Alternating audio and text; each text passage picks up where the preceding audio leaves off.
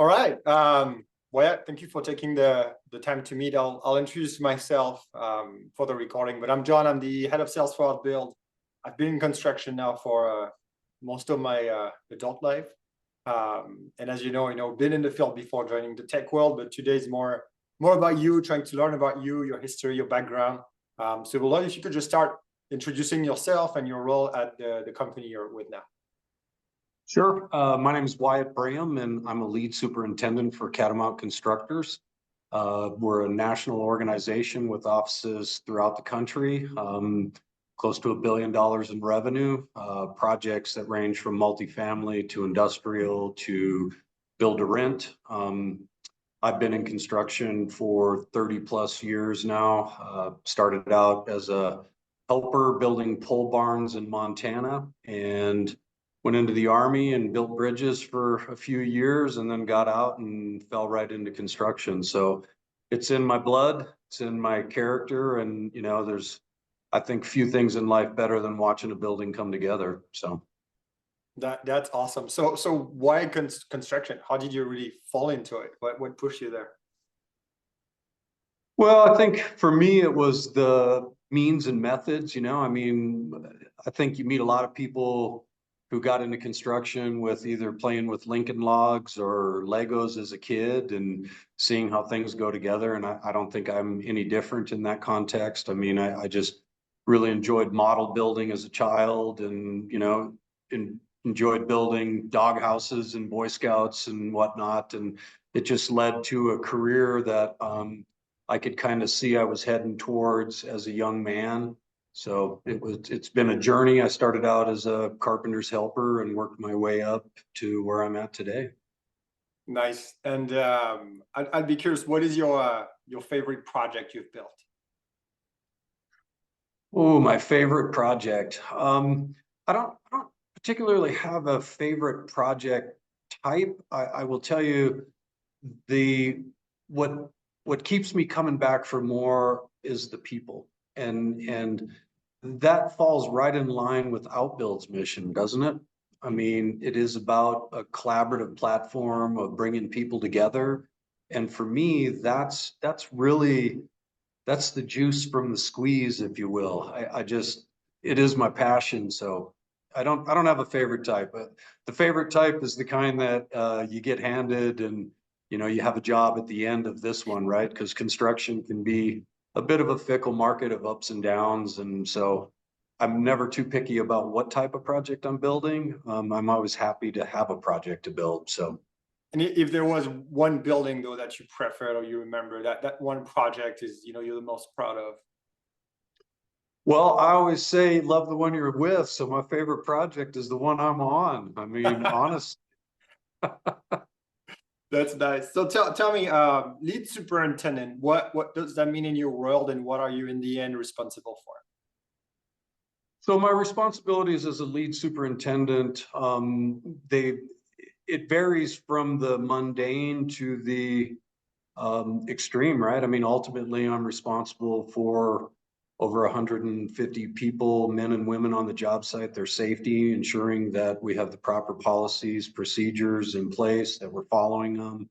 So some days I'm a policeman, and other days I'm a father figure, and some days I'm a counselor. So that's on the personal side. On the professional business side of, what am I expected to produce? I'm expected to produce a building first safely. And then secondly, I'm expected to produce a building in a timely, profitable manner for the company. So we're everybody's practicing in construction, but we have to do it profitably. It's a free market, so this doesn't work if we're losing money. True, very true. And I love that you put the safety first, right? It's something we did in my previous company. Always a safety moment. Any meeting you do, we just talk about safety first, because just like you said before, without the people building it every day, you could have the best schedule, the best plan, the best idea. Nothing's going to get built. That's right. So tell me, let's get into the scheduling and planning piece. How did you first get exposed to scheduling and planning? What software were you learning at first? Tell me more about your experience. So my experience in scheduling and planning, started tactically in the Army. What do we need? First of all, means and methodology, right? And then sequencing of what gets laid down first, right? And so that was really my first experience with scheduling. It was very basic. You knew what the mission was. It was to get a bridge built. But you didn't, maybe as a young soldier, we didn't exactly know what came first, right? And so learning that scheduling starts on the ground. It doesn't start up in an ivory tower somewhere. It starts with, the men and women who are actually putting the parts and pieces together. And then as I began to get deeper into my career in construction, I was exposed, like most people, the first professional exposure to any software programming was Microsoft Project, and that was probably 20 plus years ago that I started using Microsoft Project. And then most recently transitioning over to ASTA. Both of those programs in and of themselves are fine programs. I don't want to name drop, but I already threw them out there. I think that all programs, and it doesn't matter, Outbuild, every program has some Achilles heels to work on. I think the difference is, though, when I look at, Outbuild versus other programs on the market, is that there's benefits to working with a smaller company that has a maybe smaller footprint in the market. And it's only because you guys are more nimble and agile than, say, an ASTA or a P6 or a Microsoft Project, right? I'm able to call directly into you folks and say, hey, we're having this little glitch. Can I get some help? Can I, the customer success managers like Mike have just been instrumental in helping us kind of dig deeper. But, coming back to your original question, I'll just tell you that understanding that scheduling starts with the men and women you're working with, that's really where, the rubber meets the road, or the juice from the squeeze of your efforts, right? And again, I'll come back to Outbuild and what makes Outbuild such a strong platform that I've not had the experience to work with in my career, which is, capitalizing on those resources that are around us, right? Because the other platforms tend to be very monocular in their view, meaning they're single point, a manager or a scheduling manager's inputting that data. There's not a lot of input from the trades beneath that eventually these schedules flow out to. And the more input that you can get from your trade partners prior to actually starting to produce work, the better off you're going to be at executing that schedule. Absolutely. And you touched on a lot of good points now. The one that I particularly like is the idea of involving the trade contractors. We're in an industry where we can't build anything without trades, but there is always such a fight between the GC, the contractor, the owner, the design team. It's always, don't look at my copy, but we all getting graded on the same grade, on the same mark in the end. And I've had the opportunity to experience project where I did self-perform concrete and was working with foremen and the builders, and they have, if you add it all up on the job site you're in, there's probably thousands of years of experience that if you could harvest, your project's going to run a lot better.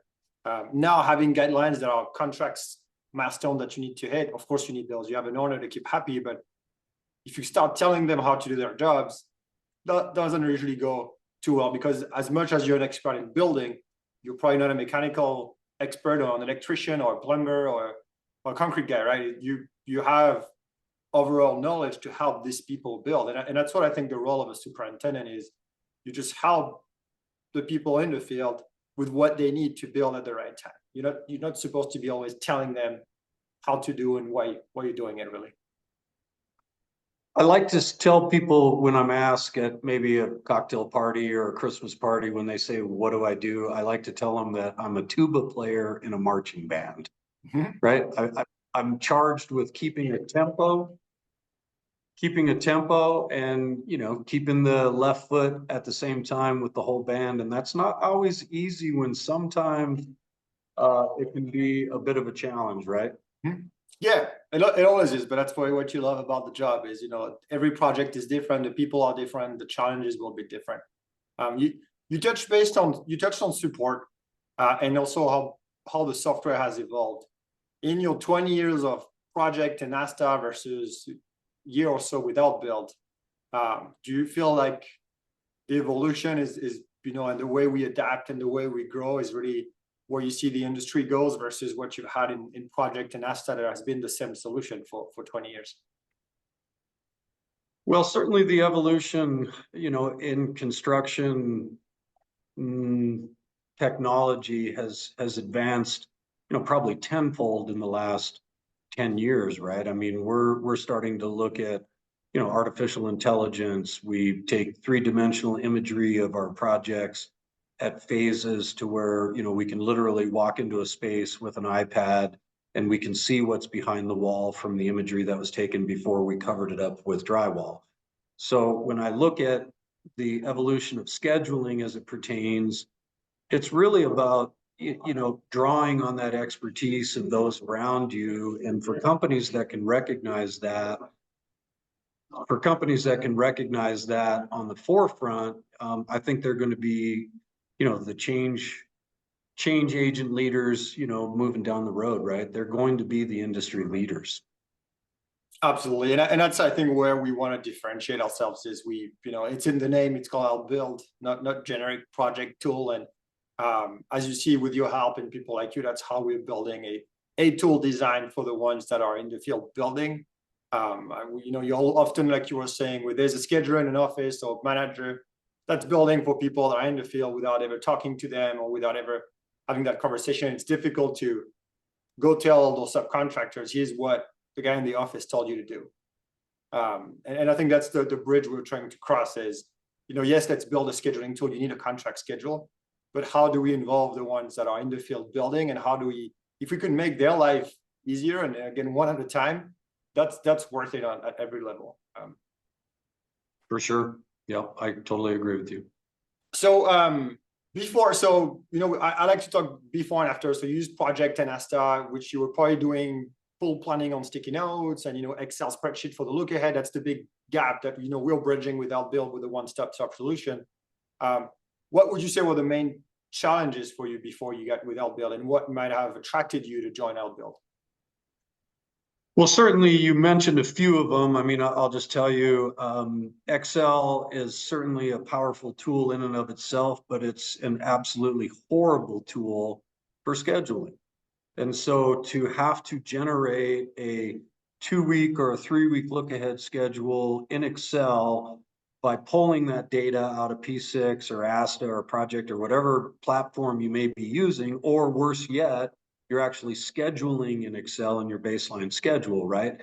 So for me, one of the first things that actually sold me on transitioning over to Outbuild was when Mike said to me, you do realize that you won't have to do Excel look aheads anymore. And I was like, well, wait, what do you mean I don't have to do Excel look aheads? Because that's been the bane of my existence as a superintendent for 10 years, right? Where they're like, okay, you have to present it at the weekly owners meeting and go over this. And it was always a point of frustration for me because it was such a time suck.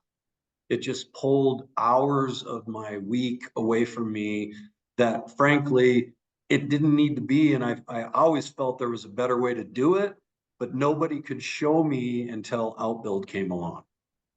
And that time now, we always talk to people saying, yes, the point is to save you time also, and to say with rework and delays, but we get the pushback saying, well, I'm not saving money on the time. I say, well, no, but maybe now that superintendent could spend that time doing something more useful, walking the job. So how would you say you get that time back, and what is your first thing you like to give that time back into? What are you, where's your time more precious than doing Excel back into Microsoft Project? Well, listen, we're all bound by the clock, right? There's 24 hours in a day. It's finite. And so anything that you can claw back is time that eventually, and I like to say this to the people that work under me, if you realize that any time that you save eventually trickles down to your family, you will work harder to find ways to claw back time. Because in the end, that's what we're all trying to do, is to get home to our families, right? So we can spend more time with them. So for me, when I capture an hour and a half, 2 hours a week that I don't have to do a look ahead on Excel, hey, that's 2 hours a week that eventually is going to trickle down to my family. And so you can't put a value on that. It's almost kind of like, wealthy people who fly jets, right? They fly on those jets and the cost is really irrelevant to them. It's because of the time that they're clawing back. They don't have to stand in the security line. They don't have to drive to the airport, right? Or put up with parking, right? They can just drive out to the jet. So for me, Outbuild's kind of like that, right? It's an opportunity that everything that I can claw back eventually comes back to me personally. But professionally, what it allows me to do is exactly what you said. Look, if I'm stuck in the job site trailer and I'm pounding away at keys, I'm not out there mixing with the trades, finding out what the flavor of the day is on the job site, where the pressure points are with the men and women on the project, because that's really my job, is to get out there and, rub elbows with the trades and find out what's going right and wrong for them, and then doing what I can to support them. So again, I'll just tell you, there are many good things about Outbuild, but one of the finest things is the fact that I got to ditch Excel within weeks of transitioning over to it. That's awesome. I love to hear this. And is this time saved also for the other people in your team? Because you're not the only one inputting thing in that look ahead now. You have other superintendents and APMs. I know you have a larger projects. Absolutely. And so they see the value of it as well, right? Because when it's collaborative, it's not one person that's responsible for the effort, because an Excel spreadsheet is not very collaborative. It's one way. You put the data in, you put it to somebody else. They might put the data in their pieces. So you go from a single source input to a collaborative platform where everybody has a hand in it. And suddenly no one person is responsible for that one particular item. And that in and of itself comes back to the power of people, right? Instead of one person building a schedule, one person doing an Excel spreadsheet, you have multitudes of people within the schedule all working collaboratively towards that one thing that we're all striving for out here. And that's the completion of the project in a timely manner based on the baseline schedule, right? Absolutely. And then so you were doing Excel look ahead, but that data had to be put back into Microsoft project. Were you the one doing this, or was it a PM, or that was also your role?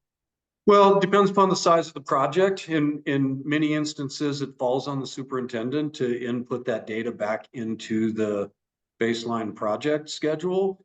But if you're on a larger project, you may not have that responsibility, but somebody invariably, if there are variances, roadblocks, constraints that come up, somebody's got to track them. So they got to be somewhere, because if not, if they're up in your head, we got a problem, right? Because I don't know about you, I'm good for about 2 or 3 items when you talk to me, and after that, I have to start writing it down or I don't remember it.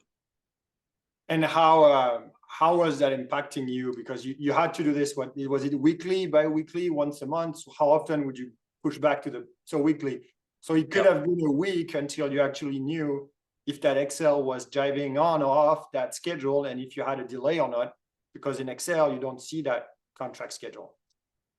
Right. And so therein lies kind of a, how do I say it? It's an industry norm. We tend to not understand completely what's going on until we totally understand it, but by then we burn the time. And so now we're late. And so that was exactly what happens with an Excel look ahead versus the baseline. You're inputting it normally the day before, sometimes even the day of the meeting, and you realize, holy heck, we didn't accomplish what I thought we were going to accomplish. Now we've got to push. How do I present this in a light that doesn't paint the team in a bad light or me in a bad light? And so oftentimes what happens is bad information doesn't get conveyed in a timely manner. So again, now we're stagnating and we're burning the time that's infinite or finite rather. And so suddenly, when you're out of time, you can't make it up. You're out of time. You have a problem. You have a problem. Can you to that regards, I know you had some maybe design issues and delays that pushed the look ahead into the schedule. I know you were working on things like this in Outbuild. How are you now able to, from the look ahead, flag for those delays, maybe avoid delays, and then track them back into the schedule? Could you run me through an example you've had? Sure. So prior to Outbuild, we used to track constraints on whiteboards, right? We would write down whatever issue we may come up against. That whiteboard may or may not be updated through the week. So again, you couldn't walk up to it and expect to see live real-time data on a whiteboard.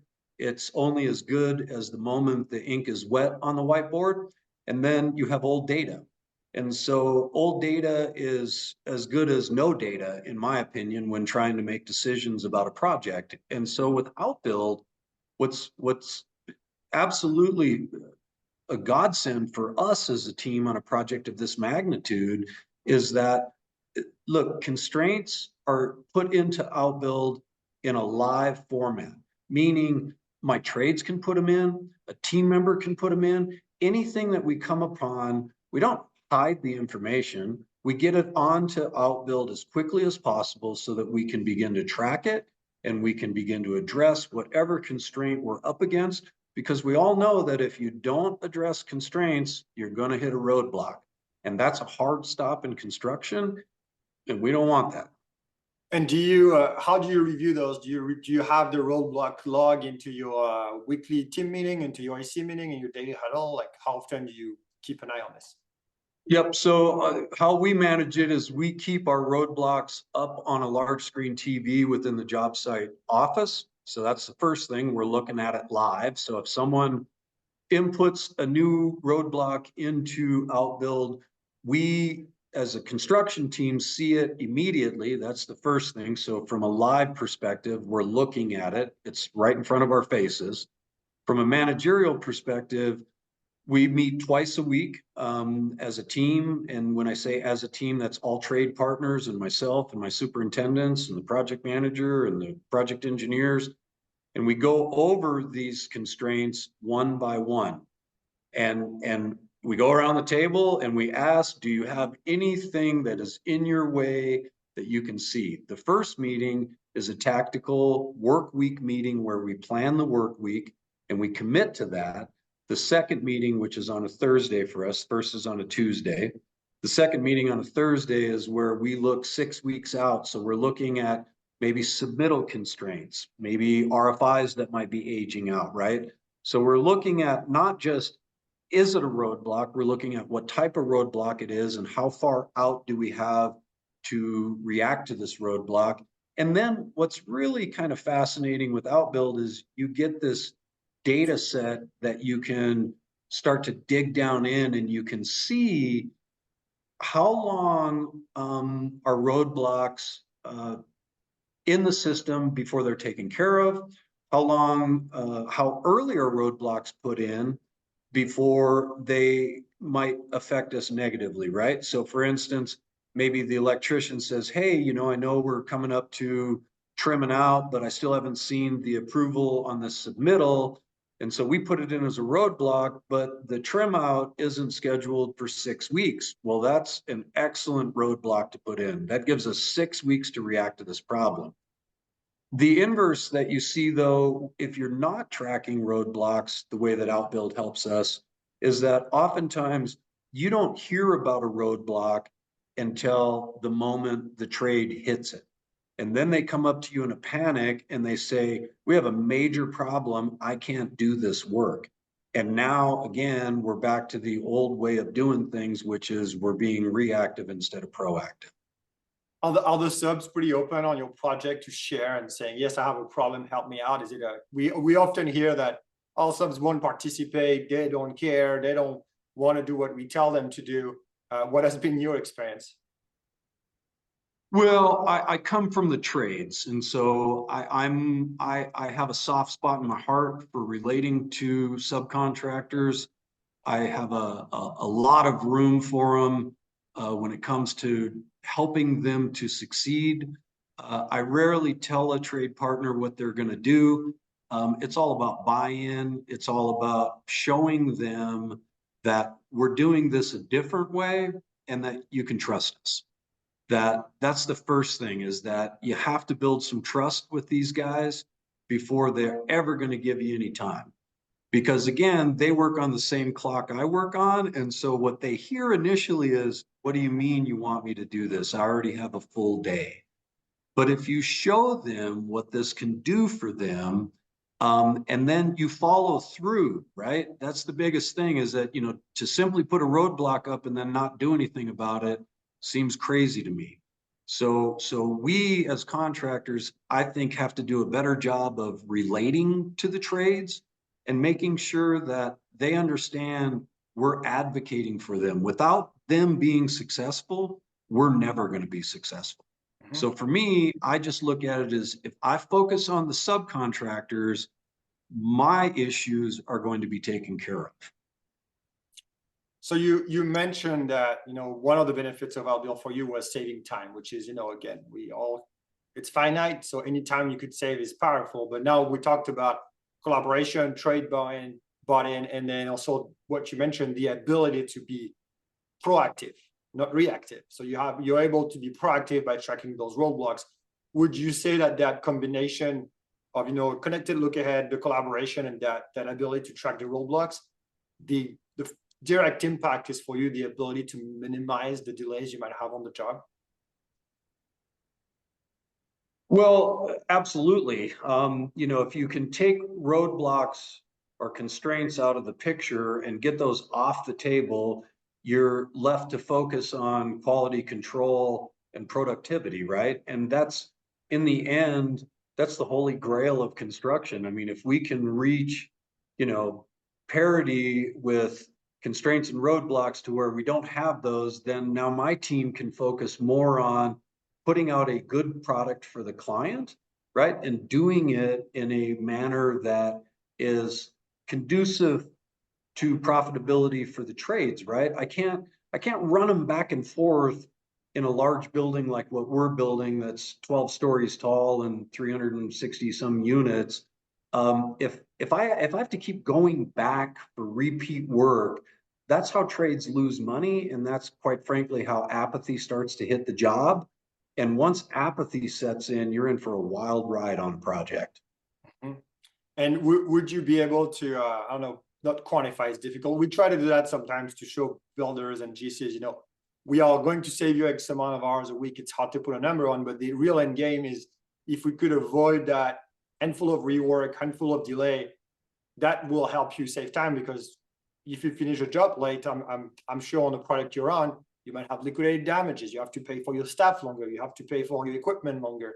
So that's something we try always to convey. That's difficult to quantify. But in your mind, what would be the cost of a delay for you if you had a whole day of delay on the job in the end? What would be that direct impact? Well, you know, I'll come back to maybe the process of Outbuild when we talk about delays. First off, is that, you know, for us, when we talk about that planning session and we talk about, hey, what does a work week look like? You know, are we doing 5-day work week buckets, right? Where everybody's committing to a certain spec of work for the week. And then once we commit to that, and by the way, that green commit button is absolutely probably one of the most powerful things when you're in a group of men and women and you ask everybody, are you ready to commit? It's almost like a marriage proposal, right? People really think long and hard before they say yes. But at the same time, when they say yes, and then next week we revisit quickly on what percentage of work was actually completed, and we find that perhaps some subs or a sub may have fallen short. The old way was to point a finger, start barking, start pushing, jump up and down, drag the sub, whether they were willing or unwilling, to the finish line. With the Outbuild way, though, we don't have to do that. Much of it is self-shaming, if you will. Subs hold themselves accountable because they're in a room with their fellow sub trade partners, foremans. And so you get a lot more out of them when it comes to a commitment, meaning they don't commit to things haphazardly.